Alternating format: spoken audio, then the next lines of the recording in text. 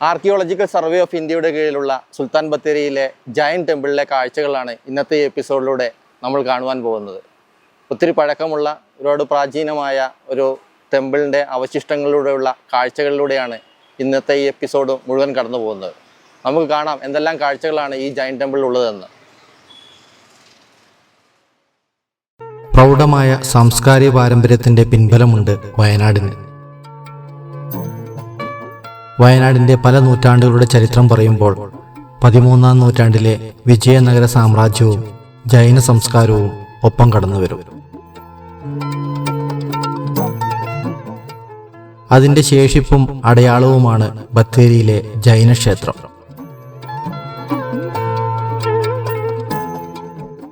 ബത്തേരിയിൽ ദേശീയപാത 766 തൊട്ടടുത്തായി തലയുയർത്തി നിൽപ്പുണ്ട് ഈ ശില്പഭംഗി.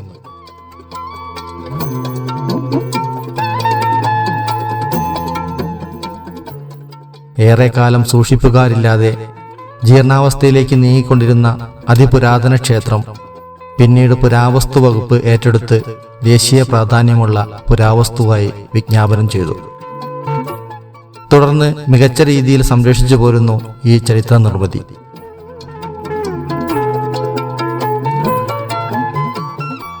വലിയ കരിങ്കൽ പാളിക്കല്ലുകൾ പാകിയ വീതിയേറിയ നടവഴി ക്ഷേത്രാങ്കണത്തിലേക്ക് നയിക്കുന്നു.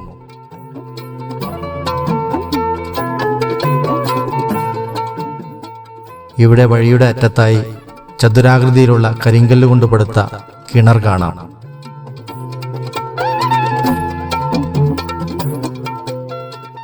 അതിനപ്പുറം അല്പം താഴ്ന്ന വിധാനത്തിൽ സ്ഥിതി ചെയ്യുന്നു അതിമനോഹരമായ ക്ഷേത്രം.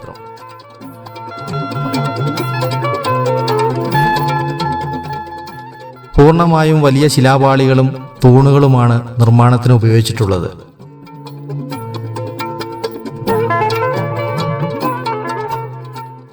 കരിങ്കൽ തൂണുകളിലും കൽപ്പടവുകളിലും ധാരാളം കൊത്തുപണികൾ കാണാം.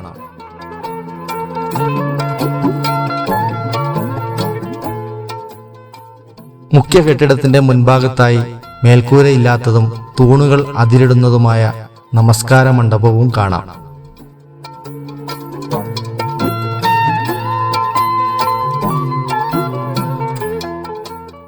ചുറ്റിലുമായി കൽത്തൂണുകൾ നിരന്നു നിൽക്കുന്ന വലിയ വരാന്തയും മാറ്റേകുന്നു.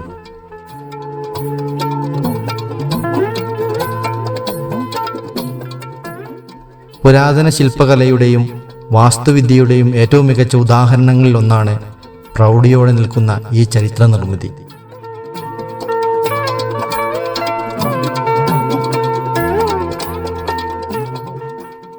ഇതിൻ്റെ പരിസരത്ത് നിൽക്കുമ്പോൾ ചരിത്ര സ്മൃതികൾ നിറയും മനസ്സിൽ.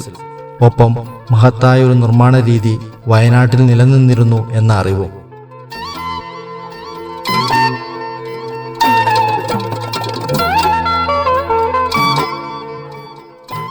കർണാടകയിൽ നിന്നാണ് ജൈനമതം കേരളത്തിലെത്തിയത്. AD 8-ാം നൂറ്റാണ്ട് മുതൽ കേരളത്തിൽ ജൈനമതം വേരാഴ്ത്തിയതായി ചരിത്രരേഖകൾ പറയുന്നു.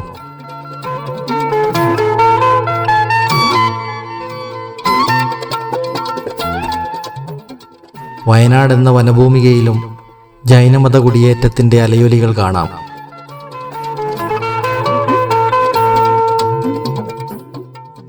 കല്ലമ്പലങ്ങളും ജൈനബസ്തികളും പൗരാണികമായ അമ്പലങ്ങളും ചേർന്നതാണ് വയനാടിന്റെ ദേവപുരകൾ.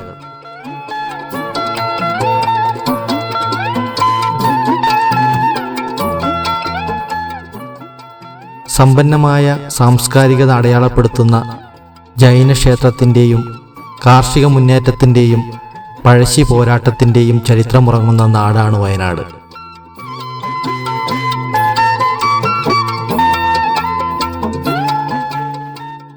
പൗരാണികമായ തിരുനെല്ലി അമ്പലത്തിൻ്റെ പഴക്കത്തിൽ നിന്നും തുടങ്ങുന്നു വയനാടിൻ്റെ അറിയപ്പെടുന്ന ചരിത്ര വസ്തുതകൾ.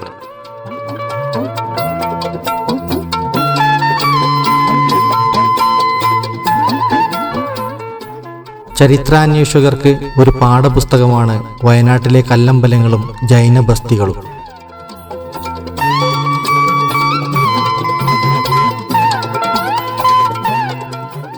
സുൽത്താൻ ബത്തേരി, വരദൂർ, പുളിയാർമല എന്നിവിടങ്ങളിലാണ് പ്രധാന ജൈന ക്ഷേത്രങ്ങളുള്ളത്.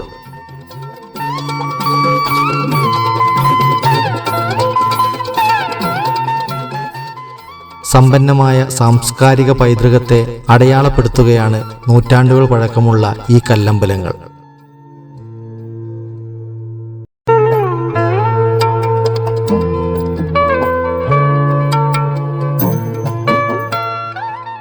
വാസ്തുശില്പികൾ അറക്കല്ലിൽ തീർത്ത തൂണുകളും അവയിൽ ഉയർത്തിവെച്ച ബീമുകളും ശിലാപാളികളും ചരിത്രശേഷിപ്പുകളിൽ ഇന്നും തലയെടുപ്പോടെ നിൽക്കുന്നു.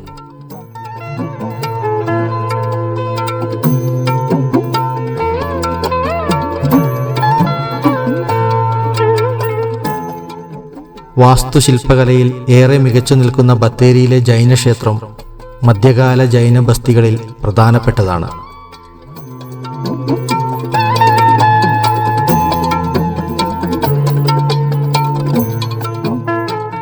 കിടങ്ങനാട് ബസ്തി എന്ന പേരിലും പുരാതന കാലത്ത് ഈ ക്ഷേത്രം അറിയപ്പെട്ടിരുന്നു.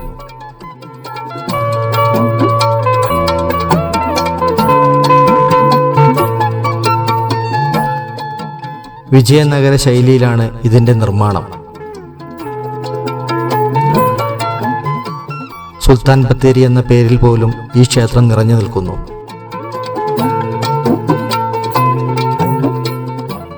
ടിപ്പു സുൽത്താന്റെ വരവോടെയാണ് ഗണപതി വട്ടം എന്ന പേരിന് സുൽത്താൻ ബത്തേരി എന്ന നാമമാറ്റമുണ്ടായത്.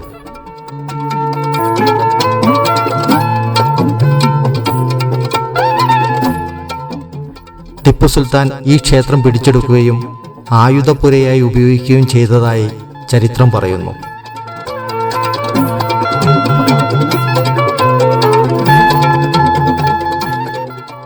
അങ്ങനെ സുൽത്താൻസ് ബാറ്ററി എന്ന് ഇംഗ്ലീഷുകാർ ഈ സ്ഥലത്തെ വിശേഷിപ്പിച്ചു.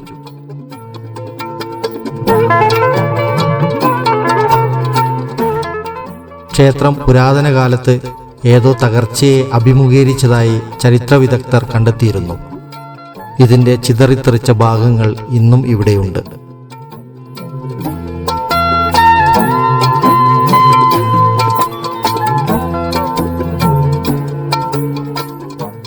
ജൈനമതവിശ്വാസികൾ വയനാട്ടിൽ കുടിയേറിയ കാലത്തോളം ജൈനബസ്തിക്കും പഴക്കമുണ്ട്.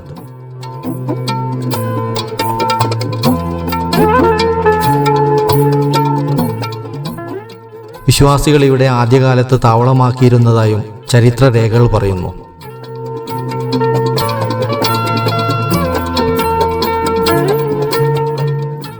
ബത്തേരി അങ്ങാടിയുടെ പടിഞ്ഞാറേ അറ്റത്താണ് കൂറ്റൻ ശിലാപാളികൾ നിറഞ്ഞ ഈ അമ്പലം.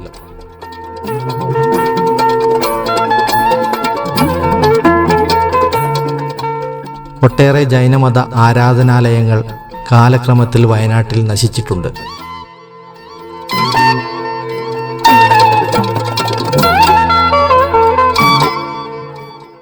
വിരലിലെണ്ണാവുന്ന ശേഷിപ്പുകൾ വരും തലമുറയ്ക്കായി സൂക്ഷിക്കുന്നു.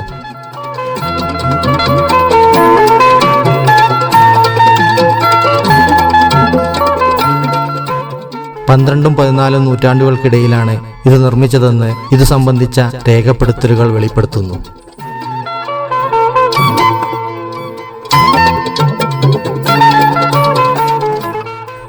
ഒരു കാലത്ത് നിധിവേട്ടക്കാരും സാമൂഹിക വിരുദ്ധരും കടന്നുകയറിയതിനാൽ മുഖമണ്ഡപവും കവാടവും നശിച്ചു.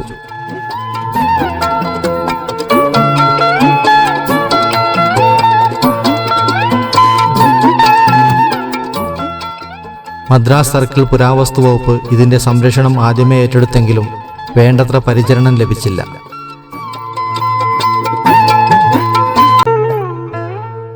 തൊണ്ണൂറുകൾ പിന്നിട്ടതോടെയാണ് കാടുമൂടിക്കിടന്ന ഈ ചരിത്ര പാഠപുസ്തകത്തിന് മോചനമായത്.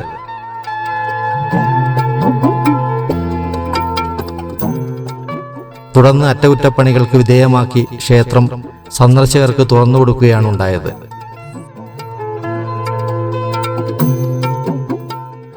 പതിനാലാം നൂറ്റാണ്ടിൽ ജൈനമതസ്ഥരാണ് ഈ ക്ഷേത്രം നിർമ്മിച്ചത്. ഇവരുടെ വയനാട്ടിലേക്കുള്ള കുടിയേറ്റത്തിന്റെ ചരിത്രം കൂടിയാണ് പുതിയ കാലത്തോട് ഈ സ്മാരകം പങ്കുവെക്കുന്നത്.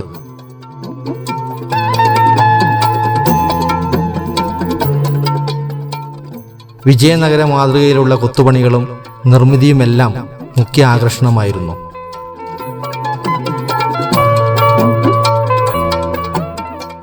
മുഖമണ്ഡപം, ഗർഭഗൃഹം, ആർമ്മമണ്ഡപം, മഹാമണ്ഡപം എന്നിങ്ങനെയാണ് ഈ അമ്പലത്തിൻ്റെ പ്രധാന ഭാഗങ്ങൾ.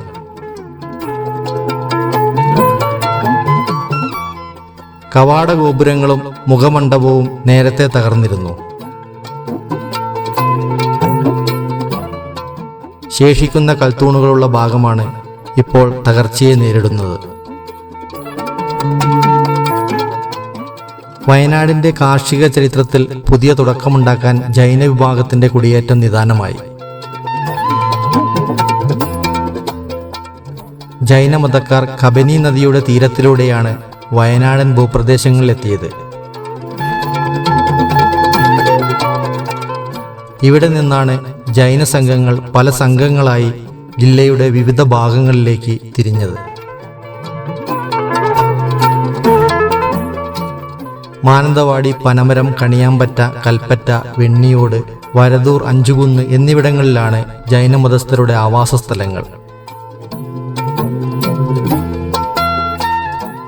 ഈ പ്രദേശങ്ങളെ ഉൾപ്പെടുത്തി ദക്ഷിണേന്ത്യയിലെ ആദ്യത്തെ ജൈൻ സർക്യൂട്ടാണ് വയനാട്ടിൽ തുടങ്ങുന്നത്.